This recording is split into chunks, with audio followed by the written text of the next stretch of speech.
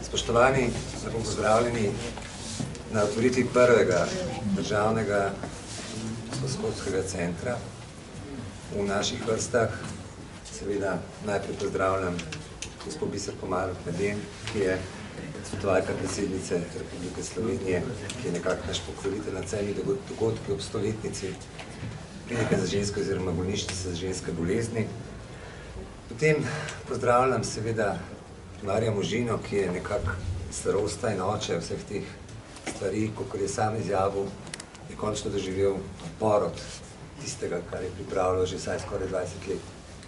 Docent Miško Ivanuš, ki pravzaprav je gonila programa Zora, ki je temelj tudi naše dejavnosti in s katerim toplo sodelujemo.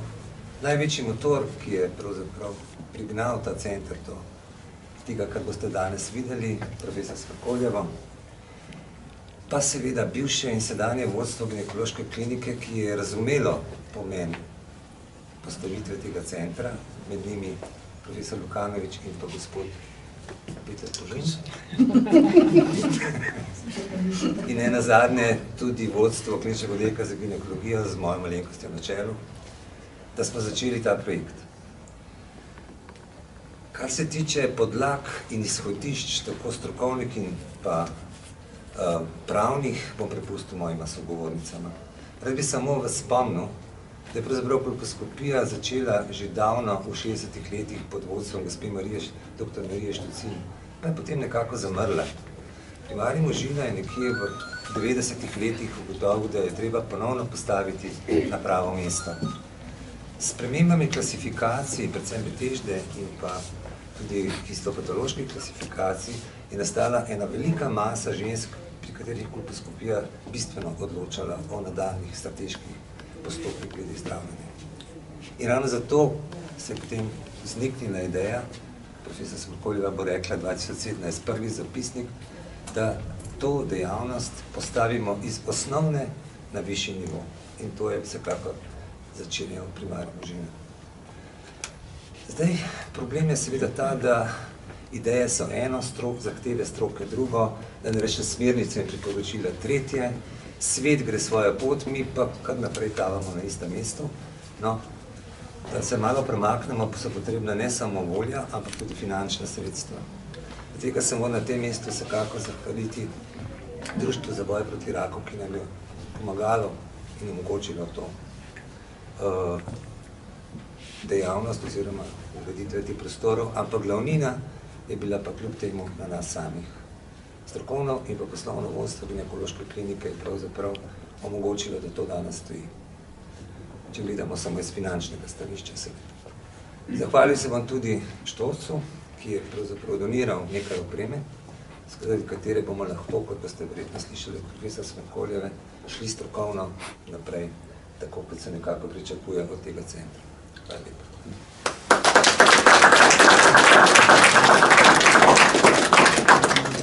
Lep pozdrav še v mojem imenu.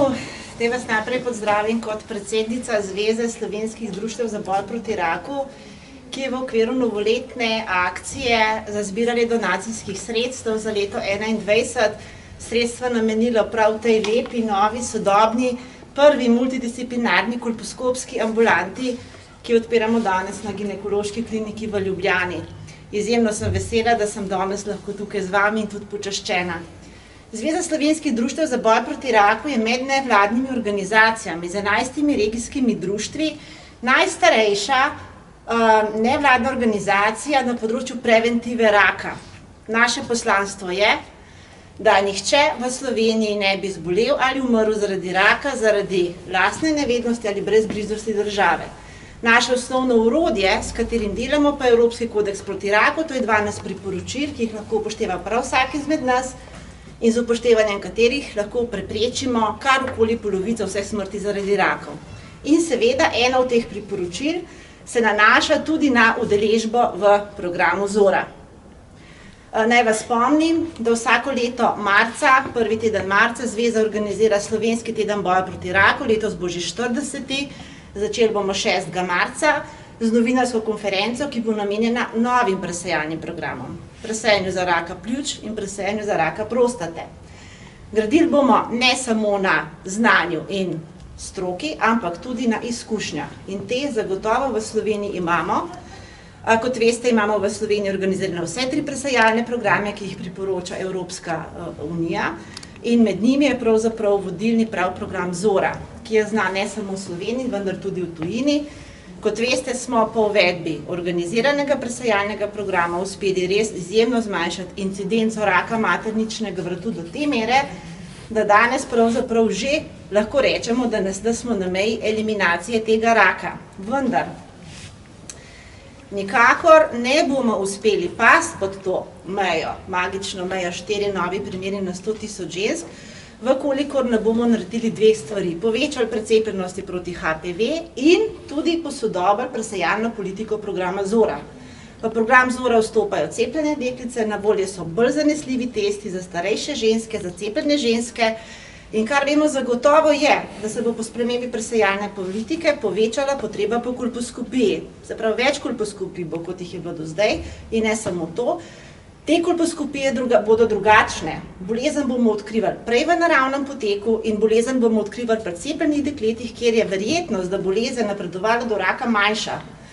Zato sem izjemno vesela, da smo ravno pravi čas, da ste ravno pravi čas pravzaprav ustanovili tole prvo multidisciplinarno ambulanto, kolposkopsko, ki bo dala možnost posveta različnim strokovnjakom, ki sodelujejo pri obravnavi ene ženske. Na tem mestu bi se rada zahvalila vsem, s katerimi smo prehodili teh 20 let Zore. Veselim se naših skupnih poti še naprej. Želela bi se zahvaliti profesor Smrkolj za najno dolgoletno dobro sodelovanje, vodenje strokovne skupine za ginekologijo pri programu Zora in ne nazadnje v tistih težkih, temnih pandemskih časih, je bila ona tista, ki je nekako porinila potem tudi donacijo, tudi v prakso, da smo še pravočasno zaključili, ker ne nazadnje mi smo tudi imeli obveznosti do svojih donatorjev. Želela bi se zahvaliti tudi naši sekretarki in vodji projektov na zvezi, Dijani Krivic, s katero smo se kar skupaj potrudili v to smer, in ne nazadnje tudi svojim vsem sodelavcem na programu Zora. Zdaj pa hvala tudi vsem vam, tako v imenu slovenskih žensk, tako tudi v imenu Zveze slovenskih društev za boj proti raku in tudi državnega programa Zora. Prepričana sem, da bomo s to novo kolposkopsko ambulanto ne samo reševali življenj, kar jih bomo zagotovo, ampak tudi preprečevali morda nepotrebne posege pri tistih dekletih, ki pa teh posegov ne rabijo. Hvala lepa.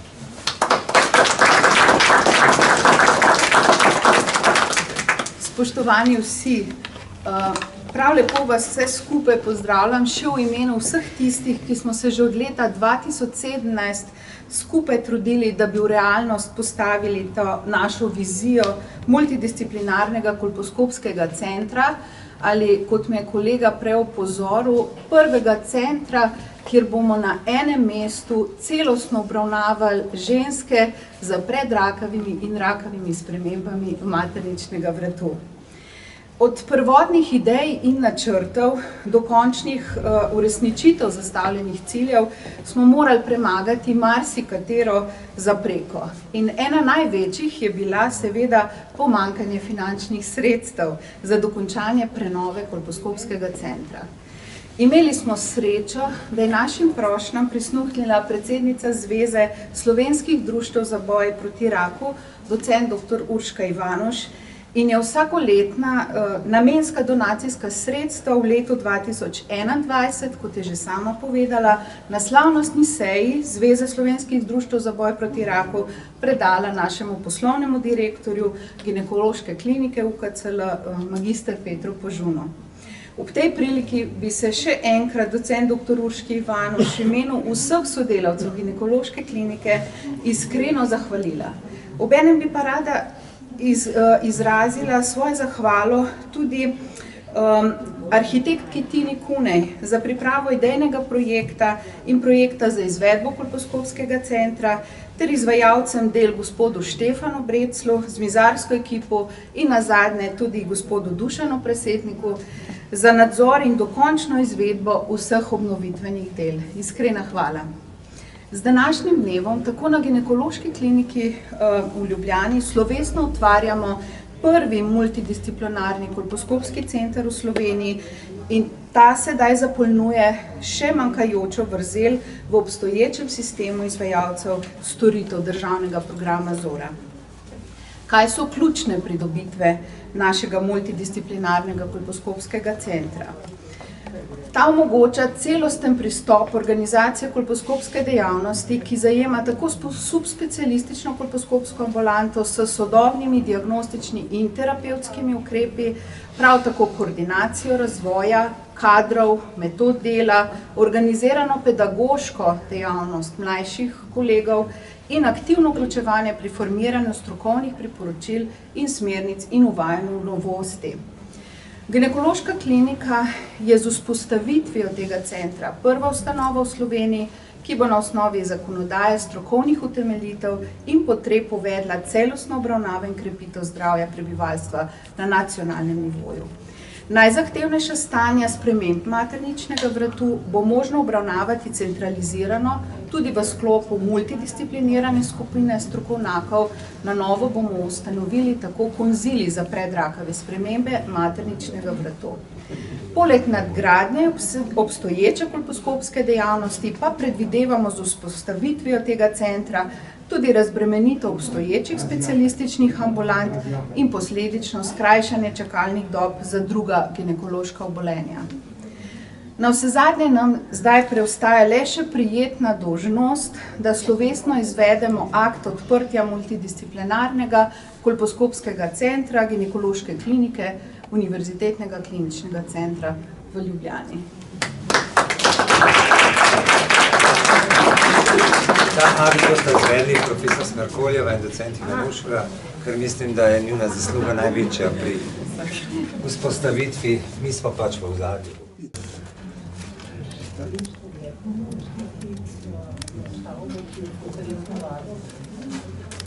Živel kolposkopski center.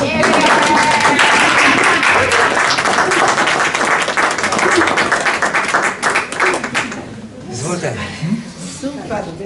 Naj vas ne povabimo še, da si lahko pogledate ta center.